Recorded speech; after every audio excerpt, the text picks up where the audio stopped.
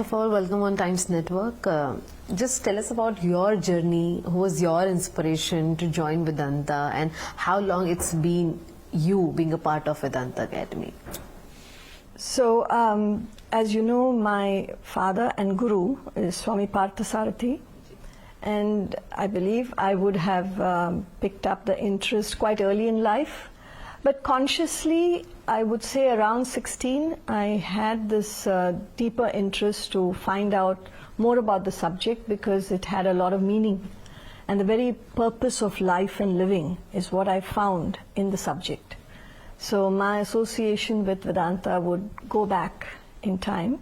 The Vedanta Academy was started only in 1988. And I've been associated with the Academy ever since. Lovely.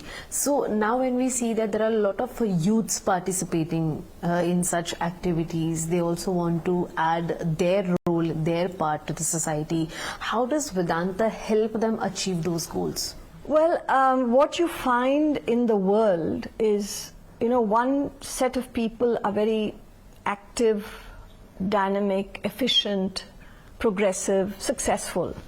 But by their own admission, they seem to have lost their peace of mind. In fact, if they want to be happy and peaceful and relaxed, they've got to get away from work. That's the general attitude. Right. And then you have those who are happy-go-lucky, peaceful, joyful, but by no means achievers. And then you wonder whether it's ever possible to be successful and peaceful at one time. So here is a subject, it is a science of life and living that teaches every person, particularly the young, how to combine both dynamism, success, efficiency, and be completely relaxed, peaceful and happy. Okay, so for the general public, those who are watching this interview right now, what is Vedanta and how is it relevant to the modern world today? Vedanta is the science of life and living. It actually introduces yourself to yourself. When I say that, when a human being is born, unlike all other creatures, every other creature born knows exactly how it must live its life. All other creatures, you could say, tread a beaten path. Right. It's all set for them. But in the case of a human being alone, there is what we call choice. A human being, you could say, is blessed with this choice in life. In other words, to put it simply, you could be placed in the best of situations and be miserable. You could be placed in the worst of situations and come out in flying colors. So since we have this choice, we need to know how to make the choices. So here is a subject that not only introduces yourself to yourself, you know who you are and you know how to bring out the best in you. I'm putting it very simply. Of course, Vedanta doesn't stop there. First of all, it teaches you to live a complete life, and then ultimately leads you to what most people would perhaps ponder on. What's the meaning of life? We're born into this world. What am I supposed to achieve? Where did we come from? Where are we going? There are many questions relating to human life which most people don't know. So Vedanta is a subject that helps us find those truths. Interestingly, now we have seen that there are youths coming from different, genre of businesses, the jobs that they do, and they are interested in the spirituality, though they don't know about it. So what is Vedanta Academy and how do you train the youths over there, the students? In the Vedanta Academy, the whole program aims at all aspects of the human personality. We have what you could call an outer personality, the body, which acts. Two things that the body does. It perceives the world, and you respond, you act in the world. This is your outer personality. But you also have an inner personality. Every human being has an inner personality, which is constituted of one's mind or manas and intellect or buddhi. In fact, it is this buddhi, the intellect, that sets the human species apart from the rest of creation.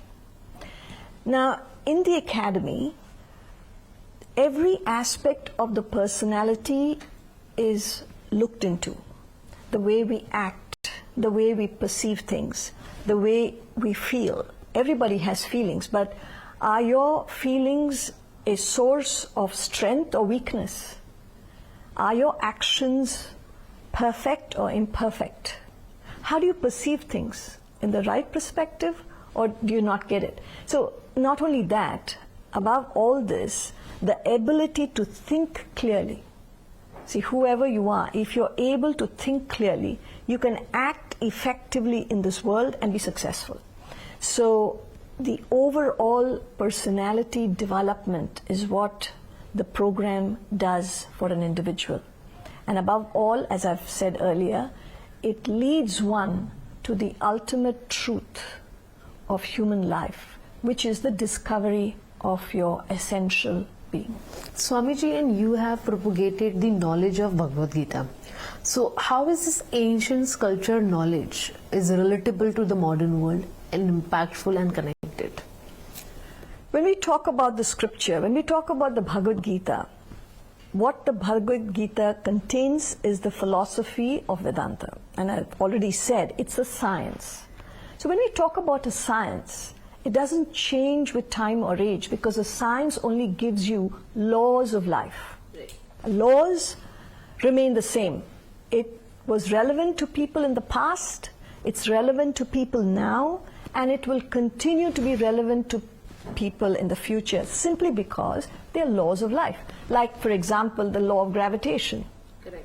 It was discovered at one time in the world, but it was relevant then. Even before it was discovered, it was relevant, and it will continue to be so, simply because it's a law. So what the scripture does, why it's relevant today, is because it gives us the laws of life, the laws pertaining to the human being, and with these facts, we should be able to live a peaceful and happy life. But how do we speak about those people, because we have already seen that since you talk about intellectual abilities of people, we are seeing that war-like situation, terrorism-like situation, an official crisis that we are facing in our regular job life. We also see that it is an intellect of people that of course fails to understand the situation or face the situation. Sometimes people do take wrong decisions and cross the boundary and increase their own trouble.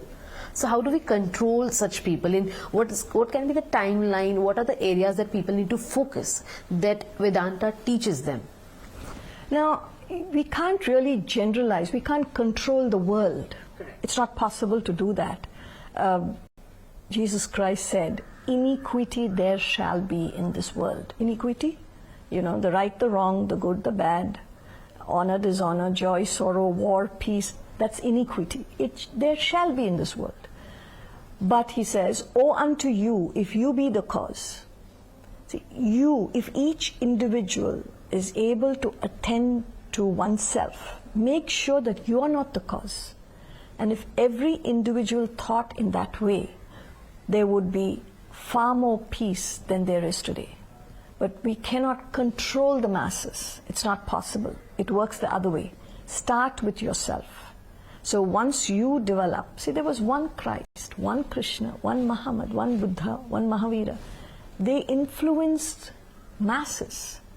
So if you got to take responsibility of your life and what you contribute to society, then if each one thought in that manner, there could be a better situation. Equally, when we talk about life, peace of life, how do we see that? What is the ultimate goal of human life, and how does Vedanta leads you to achieve it? Now, what we are told by our masters is our original state is to be peaceful, blissful. That is our original state. Now, when you have no knowledge of your original state, you move into the world seeking happiness externally. But true happiness is within you. Whatever happiness you seek in the world, no doubt people find happiness, but it has a shelf life. It lasts for a while, and then it's gone. And then you start seeking something else, and this is never ending. You keep on searching for something. When I say that, the richest man in the world wants more riches. The most powerful person, not content, wants more power. We're not saying it's right or wrong, but the search never seems to end, no matter who you are. When you turn inward and find that happiness or state of happiness within yourself, that remains with you always. And this is the direction that the great masters have given us, to seek and find true happiness within oneself. It's possible, it may be difficult, but it's not impossible.